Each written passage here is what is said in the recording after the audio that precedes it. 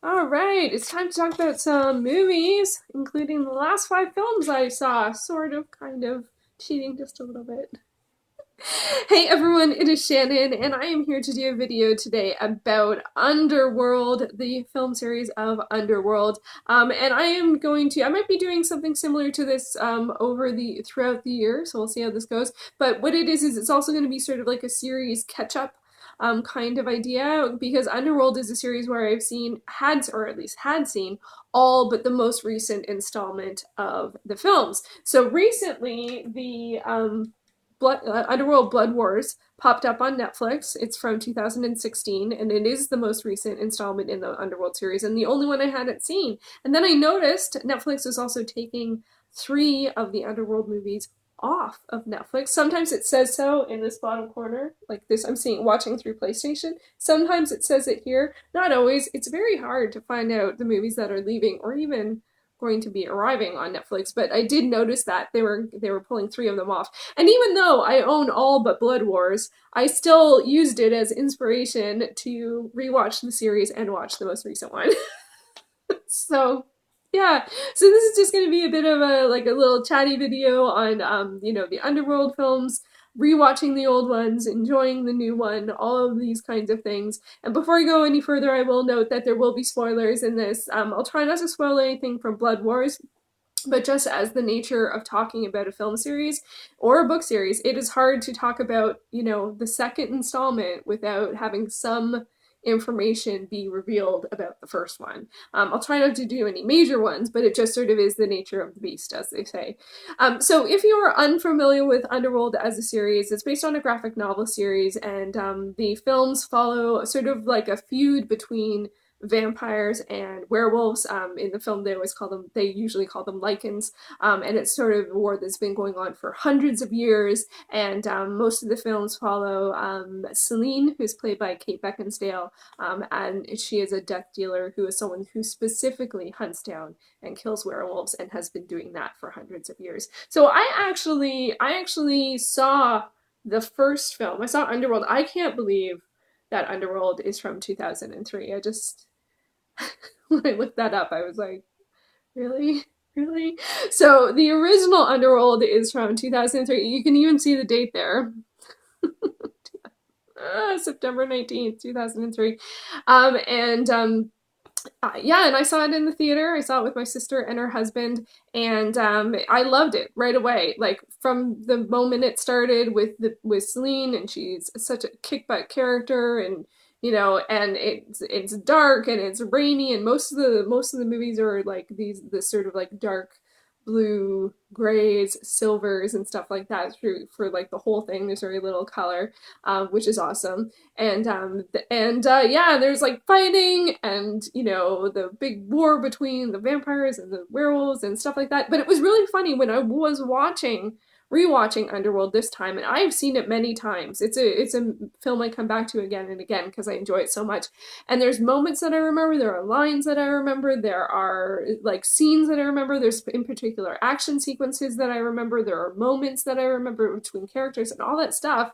But when I watched it this time, I realized I didn't remember the plot that much. Like I couldn't, like I was like real, like because I was really watching it. I didn't just like have it on. I was really watching it, and I was like, I'm like, yeah, they're trying to figure something out. There's some kind of experiment they're doing on people, and trying to, and I was like, I have no idea where this is going. Not a clue. Like I know where the story goes. I know where the film ends up. I know how the film ends, but I could not remember the plot of the movie. So that was really funny. So, but I loved it just like I loved it all the other times that I have seen it. The first one stars Kate Beckinsale as Celine. It also stars Scott Speedman as Michael and Michael Sheen as Lucien, who's one of my favorite characters. And I really like him as an actor. And I think this might be the first thing that I saw him in. And it made such an impression. His first scene that you see Michael Sheen is extraordinary, I think, and just really powerful. Very like a bit of a different dynamic. I watch a lot of vampire movies and werewolf movies, but when the first one came out, there hadn't been anything. At least I felt like not anything really good. like something that really felt like dynamic and interesting and great action sequences, and I love the story and I love the characters and I wanted to know more about the world. And it is urban fantasy in that it's set in current day, it's set in a city, but there are vampires and werewolves. So I really, really enjoyed it. And the first film also stars Bill Nighy and Kevin, and I'm not quite sure how to say his name, Griveau. He is also one of the writers, and of the first film, and I think he might be the creator of the graphic novel. Don't quote me on that. I'll put the actual information down below. But I know that he has been like that he's involved in the creation of the like entire thing as it is. And there's also a very young Wentworth Miller is in this, he's from Prison Break, and I watched that many years later. I think it came out many years later or several years later. And then one time I came back and watched Underworld, and I'm like, I know that voice. Because it was Schofield. Anyway, so Underworld, I love it. Loved it again. It's just, for me, it's just top notch. One of my favorite films. And then we have Underworld Evolution, which came out in 2006. And both this one and the first one were directed by Len Wiseman. Now, this one continues the story with both Celine and Michael, and I saw this in the theater, and I did not like it. I didn't like it then, and even on rewatching it, I didn't enjoy it. There were some particular scenes that really bothered me in this one, and nothing like that was included in Underworld, and they were particularly like gratuitous and nudity and violent and just completely felt unnecessary. And I think that was part of like it felt especially annoying because it was so great to have an action film that stars a female protagonist that didn't have any of that crap in it. And the second one did. You know, it wasn't a lot, but it had it. It was enough to bug me the first time, and it was enough to bug me the second time. And so much so that I think I only watched it once, and then I watched it in some kind of countdown to some other film, I think. Because I think I reviewed it. So I must have rewatched it. So anyway, I felt pretty similarly about it this time, but I was surprised at some of the other actors that were in Underworld Evolution, like Derek Jacobi. I was like, I kept on looking at him like, that seems like it's Derek Jacobi, but is it really Derek Jacobi, like the Shakespearean actor? Yeah, it is. And it also has Tony Curran in it, and I love him. He is a wonderful, wonderful actor, and he was in, I'm not going to remember the TV series. Oh, it was a futuristic Boston, I think. Oh my gosh. I didn't watch the whole thing. And there was also a game that was in relation to it. I can't remember it. I'll put it down below or put a link to the trailer up or something. But Tony Curran was in that, and he also, I think he recently played, or semi recently played a character in a Doctor Who episode that I saw an outtake, like I saw the scene from it, and like, he's such a good actor. He just really, really is. Anyway, and I actually thought this one, other than the stuff that I didn't like, I like some of the action sequences. I like Tony Curran's like weird, like his vampire character was kind of weird and he had wings and stuff, and I was just like, I don't really know what's going on. I don't understand why like he has wings. Like I think they explain it, but it was just like, what? So, and it does take the story further from the first film, and it follows the story, so there is continuity, and you see the effects of what happened in the first film have effects in this film, which doesn't happen with all of the movies, but it did from the first to the second film. So this one I did enjoy it more on rewatch, but it still is, without a question, my least favorite of the series. And then we actually go to the third film, which is, I like this poster the best, Rise of the Lycans. This is the more commonly shown one. And this one is actually a prequel. And during this rewatch, I actually watched the prequel first. So this stars Rona Mitra as Victor's daughter, who is sort of okay, so getting into spoilers here, because Victor, who's sort of one of the head vampires, loses his daughter, he ends up creating Celine because she reminds her of him. So Rona Mitra's character, it ends up, Celine sort of stands in for her in a way. And then we also have Michael Sheen, who plays the role of Lucian. Is it Lucian or Lucius? Lucian, I think. Who sort of, I gotta say with this one, I found it confusing whether or not he's the first werewolf or if he's the first werewolf that can be both a werewolf and a human and can control his change, or if I found all of that confusing and I was watching it intently. Like, so I don't know whether he was the first, whether the werewolves he creates are ones that can change. I don't think there's any only changing on the full moon, or maybe once the first full moon happens, the bite takes effect and then you become a werewolf. And I didn't feel like there was a huge amount of continuity, but there also isn't always a transitional character in each of the films. There isn't always someone who is bitten by a werewolf who becomes a werewolf. They don't actually have that in each of the movies, because this series really much is like the werewolves are the enemy, you know, mostly. And which I don't like, because I like werewolves. They do play with it. They do play with it a little bit, but often it's like they're the enemy. They're, when you see them, they're often in werewolf form, and they're, you know, the werewolves and vampires are fighting each other and that kind of thing. The first one, not so much. You get to see them, and you get to see a storyline through the werewolves. This one too, a little bit, because it's the rise of the Lycans. This one came out in 2006, and it was directed by Patrick Tatopoulos, who I'm a big fan of because I watched Face Off for many years, and he was a judge on Face Off, and I always thought he was wonderful. So yeah, so Underworld, Rise of the Lycans, for me, I still really, really enjoy that one, and I would actually say, I'll do my ranking at the end, but I really enjoyed it. And then I went on to watch Underworld Awakening, and this one was in 2012. This one feels very different than the rest of the movies. It goes in a very different direction. We have Celine wake up from some kind of stasis, and the world is very different. All of a sudden, vampires and werewolves are aware of things, like they're outed, and the world is trying to contain them or kill them or find out people who have been infected. And so it's got a very much more of a post-apocalyptic feel to it. It's also quite short. It's less than an hour and a half, and that's not including the credits. But I like a lot of the cast in this one. We have Michael Ealy is in it. He's not in it tons. We also have Theo James in it, and Charles Dance. Like, honestly, the actors they get for these movies, for serious. I love Charles Dance. So this one, I enjoyed it on rewatch more than I enjoyed it when I saw it in the theater. When I saw it in the theater, it felt like quite a disappointment because it's such a departure. But now, having some time to reflect on it, I still find it's enjoyable, it's interesting, but it's just very different than all of the other movies. In a weird way, Rise of the Lycans is also very different because it's historically set, but I ended up enjoying it. This one, it was okay. I didn't like the effects as much, and the werewolves just seemed like monsters. Like, there wasn't much of a dialogue, you know, I felt in that sense, but, you know, I don't know. And then we get to Blood Wars. Blood Wars. I love the styling. I love the styling for all the films, but I love the styling for Blood Wars. We have Kate Beckinsale again as Celine. Charles Dance. Oh, was that Charles Dance? Yes, Charles Dance. And Theo James. I don't know how many pictures I got. And another one of Kate Beckinsale. It does have a lot of a snow northern setting, which I really enjoyed. And that's another really great poster, although it's much more static than, you know, her usual action poses.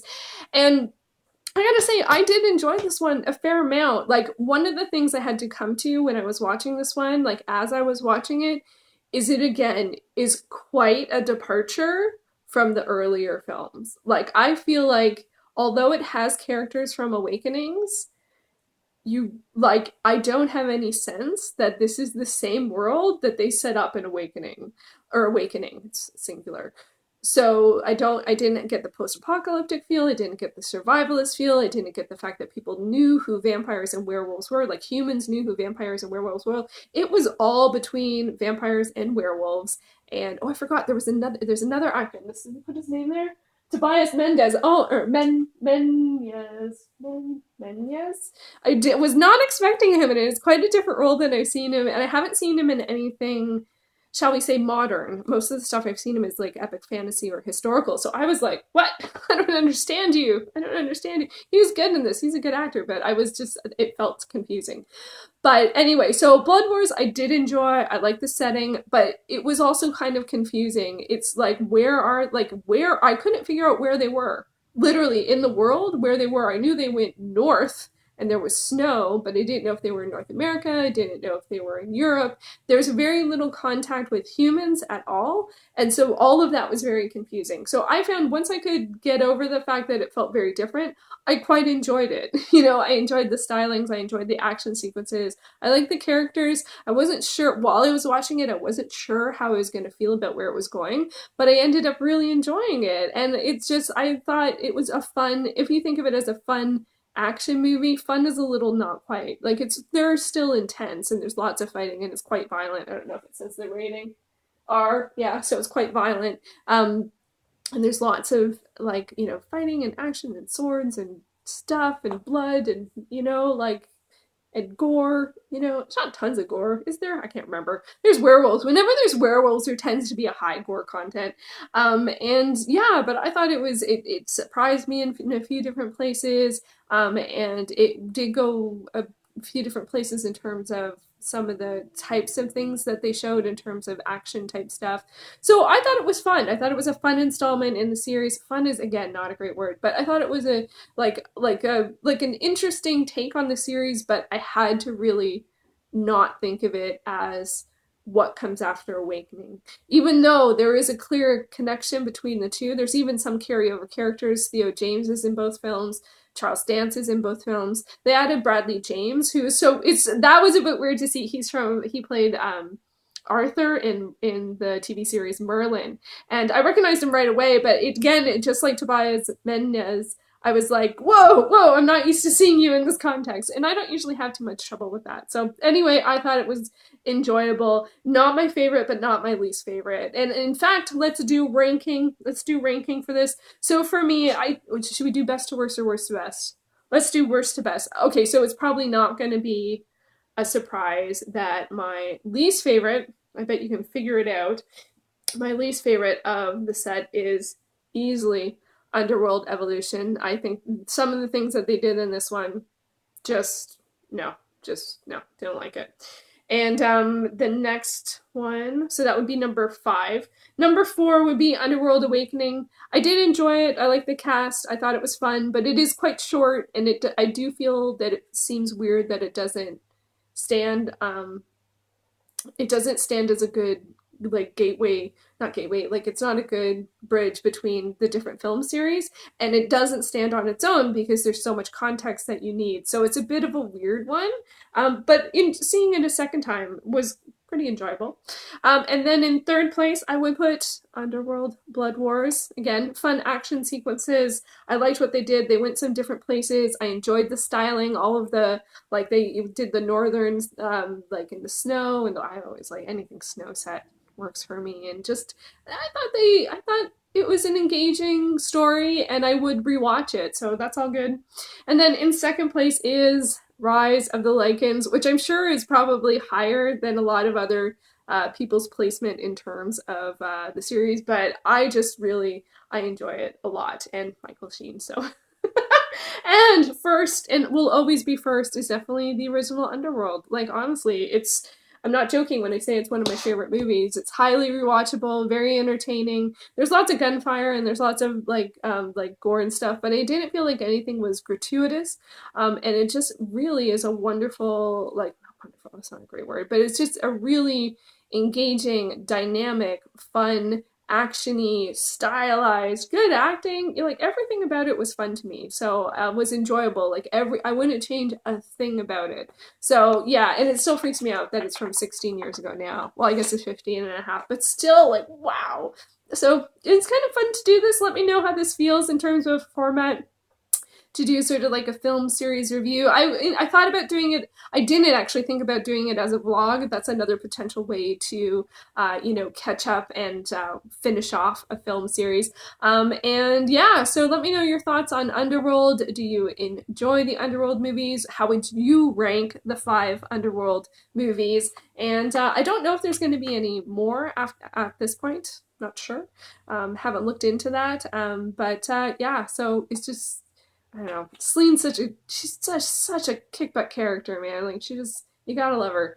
And so, yeah, there we go. Underworld all the movies. I've caught up on one film series. I'm already working on my next one. I feel like this is going to be a really good year for film. Yeah, and this might be a fun way to share the journey and keep me inspired to keep on watching. And so yeah, let me know let me know what film series are you working on or looking forward to. And if you enjoy Underworld, of course. All right, thank you so much for watching.